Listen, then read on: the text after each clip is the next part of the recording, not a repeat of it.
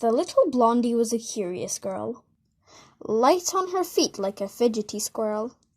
Goldilocks was the name she went by, cheeky, rude, and oh so sly. She liked to go venture into the woods, escaping traps, wolves, and men in hoods. Until one day she found a house, a nice thatched cottage in the colour of her blouse. So, into the building the young girl trekked, inside feeling a twinge of neglect. No one was home, or so it appeared. So the girl laughed, and the kitchen she neared. There on the counter were bowls of porridge 3, and clumps of mould was what Goldilocks could see. "Oh, what tasty porridge sits here!" you could hear her say in a voice so clear. So the mouldy porridge Goldie went to eat.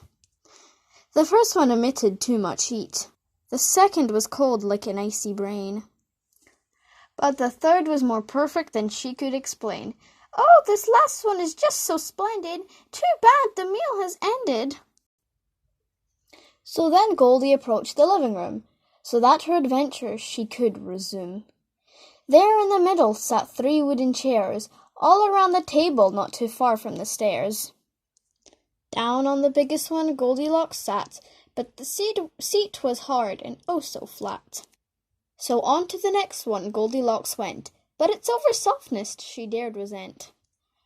Finally Goldie sat on the third one, and imperfections she could find none. But oh! The chair fell under her weight, and Goldie got into quite a state. Oh dear, I loved that seat, and now this mess is so discreet." Upset, the girl traipsed up the stairs, tiredness catching her unawares.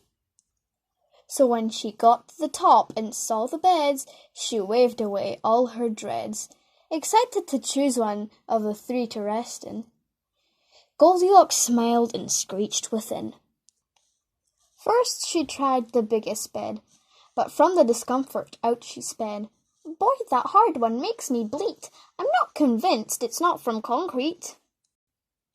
On to the second one Goldilocks leapt, but she found it too comfy to accept.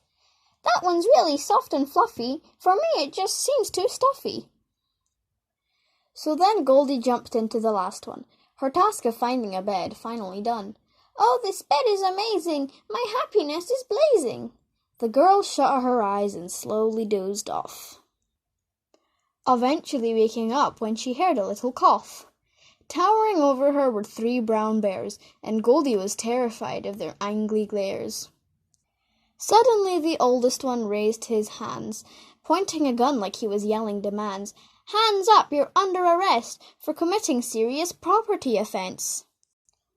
Goldilocks stared in utter shock, quietly hearing the tick of the clock.